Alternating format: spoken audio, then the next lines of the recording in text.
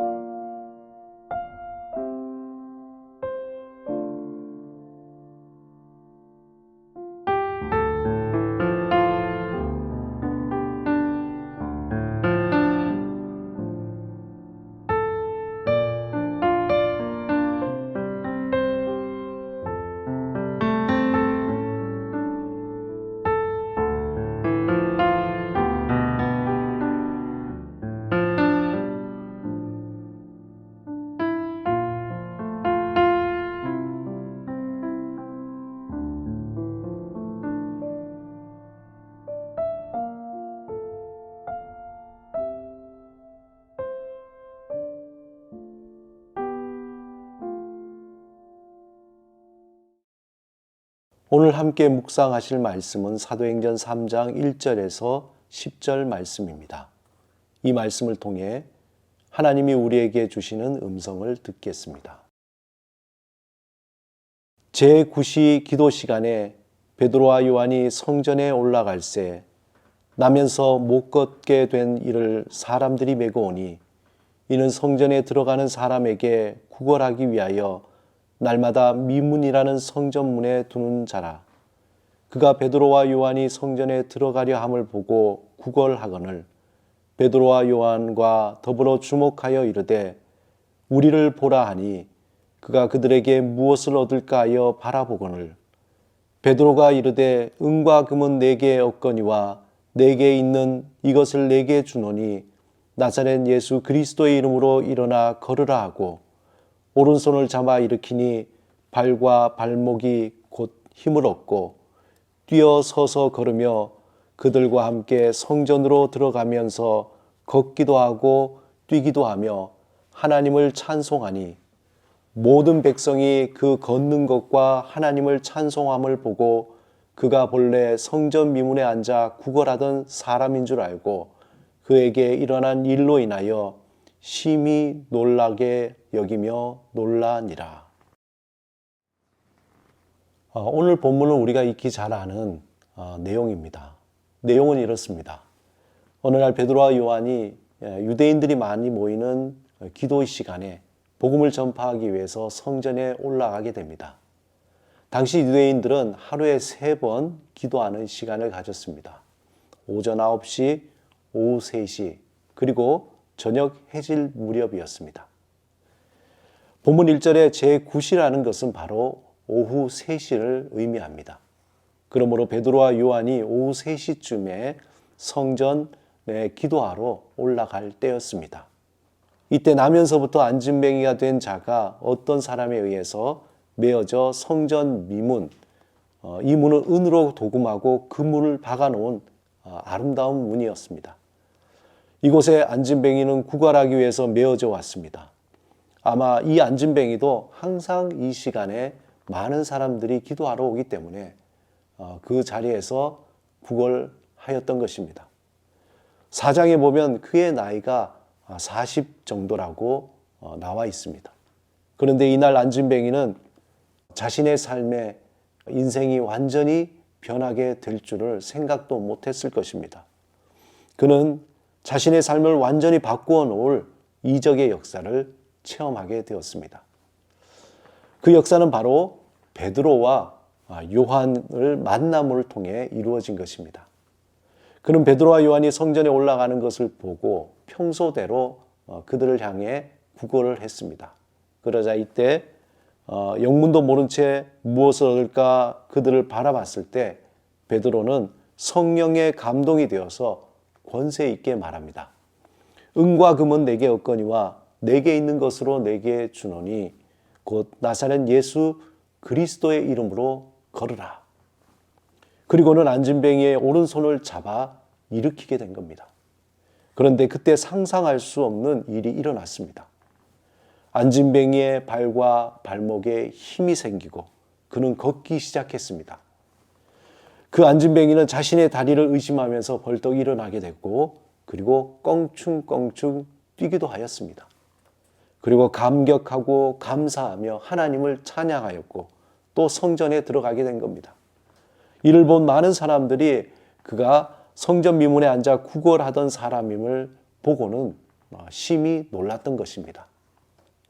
그 안진뱅이는 자신이 살아온 40평생 동안 많은 사람들 앞에 구걸하며 안진뱅이로 살아왔지만 그는 하루하루 그렇게 살아왔던 삶을 베드로와 요한을 만나면서 청산하게 된 것입니다. 한때 그의 마음에는 불평과 불만으로 가득했을 것입니다. 하지만 그것도 옛말이 되었습니다. 이제 그는 그렇게 사는 것이 익숙해졌고 매일 나와서 구걸하는 그 삶이 자신에게는 그저 일상이 되었습니다. 그리고 희망도 없이 매일매일 그 자리에서 사람들에게 구걸하며 살아왔습니다.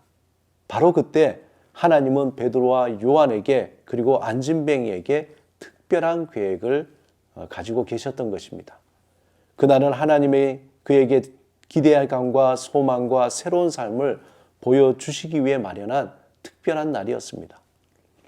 그 안진뱅이에게 그날은 마른 뼈와 같이 앙상함만이 남아있는 어떤 비정한 오후였지만 그날 하나님이 그에게 풍성하고 그리고 생기 있게 살아가기 위해 준비해 두신 특별한 날이었습니다.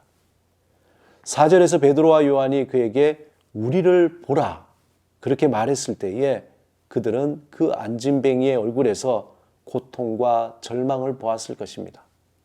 그런데 그는 오늘 베드로에게 복음의 소리를 들었습니다. 모든 사람이 걸을 수 없는 안진뱅이에게 그는 평생 걸을 수 없을 것이라고 그렇게 들어왔지만 모든 사람이 또 안 된다고 말했을 때 베드로의 그 한마디, 그 살리는 소리, 복음의 소리를 통해서 새로운 가능성의 소리를 듣습니다. 나사렛 예수 그리스도의 이름으로 걸으라. 나사렛 예수 그리스도의 이름으로 걸으라. 나사로가 죽어 장사 치른 뒤 모든 사람이 그는 죽었다고 말했습니다. 모든 것이 끝났다고 말했을 때 예수님은 그 무덤에서 나사로야 나오라 외쳤습니다. 그리고 죽은 나사로는 다시 살아났습니다. 제자들이 예수님에게 우리에게는 이 많은 사람을 먹일 것이 없다고 얘기했을 때 예수님은 어린아이의 도시락 고기 2마리와 보리떡 5개를 통하여서 5,000명이 넘고도 남는 이적을 일으키셨습니다. 예수님은 십자가에 죽으시고 장사 지낸 뒤에 사람들은 이제 모든 것이 끝났다고 말했을 때에 3일 뒤 예수님은 무덤을 이기시고 죽음을 이기시고 무덤에서 살아나셨습니다. 모든 사람이 99% 가능성이 없다고 말하지만 하나님이 1%, 그 1% 가능성이 있다고 하면은 가능성이 있는 것입니다. 반대로 모든 사람이 99% 가능하다고 말할 때 하나님이 1% 불가능하다 그러면 그것은 불가능한 것입니다. 사람의 조언은 참 중요합니다. 하지만 더욱 중요한 것은 하나님의 말씀입니다. 모든 사람이 불가능하다고 말하지만 하나님이 된다고 하면 되는 것입니다. 안진뱅이는 그동안 모든 사람이 99% 안 된다고 했기 때문에 그는 안 되는 것으로 믿고 살아왔습니다. 하지만 오늘 베드로가 나사렛 예수 그리스도의 이름으로 걸으라 라고 말했을 때 그 말을 믿었을 때 그는 오랜 절망과 어둠의 자리에서 일어나게 된 것입니다. 그를 누르고 얽매여 일어날 수 없게 했던 죄와 사망의 권세, 비난과 아픔의 그 모든 것에서 벗어나 예수 그리스도의 이름으로 새로운 삶을 살게 된 것입니다. 이 땅에서 믿음으로 산다는 것은 무엇일까요? 믿음으로 산다는 것은 99%의 세상의 자리보다 1%의 하나님의 음성을 듣는 자리에서 사는 것입니다. 믿음으로 산다는 것은 그 하나님의 음성에 우리의 인생의 모든 것을 걸고 살아가는 것입니다. 믿음으로 산다는 것은 하나님의 1%에 우리의 생명과 우리의 삶의 모든 가치를 두고 살아가는 것입니다. 오늘 하루 그 시간 속에서 우리는 흘려보낼 수 있습니다. 그러나 우리는 하나님의 그 시간 속에서 1%의 가능성을 믿고 오늘 하루 하나님을 전적으로 의지하며 살아가야 합니다. 그것은 마치 오늘 본문에 나온 안진뱅이에게 준비해 주셨던 하나님의 특별한 날이 될 수 있습니다. 이 날은 오늘뿐 아니라 우리 삶에 매일매일 하나님이 주시는 특별한 날입니다. 순간순간 우리에게 주시는 특별한 선물입니다. 여러분의 삶의 자리는 어떻습니까? 안진뱅이가 살았던 인생과 같이 세상에 귀를 기울이며 그들의 소리에 좌지우지되는 99%의 자리에 있습니까? 아니면 제자와 같이 하나님의 음성에 귀를 기울이는 1%의 자리에 있습니까? 여호수아는 우리에게 담대한 결단을 요구합니다. 만일 여호와를 섬기는 것이 너희에게 좋지 않게 보이거든 너희 열조가 강 저편에서 섬기던 신이든지 혹 너희의 거하는 땅 아모리 사람의 신이든지 너희 섬길 자를 오늘 택하라. 오직 나와 내 집은 여호와를 섬기겠노라.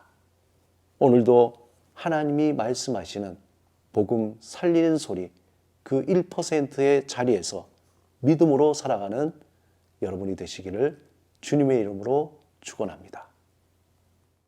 함께 기도하시겠습니다. 주님, 1% 믿음의 자리에서 주님을 바라보며 살게 하옵소서. 오직 주님만 섬기며 주님께만 소망을 두며 감사하며 살게 하옵소서. 예수 그리스도 이름으로 기도드립니다. 아멘.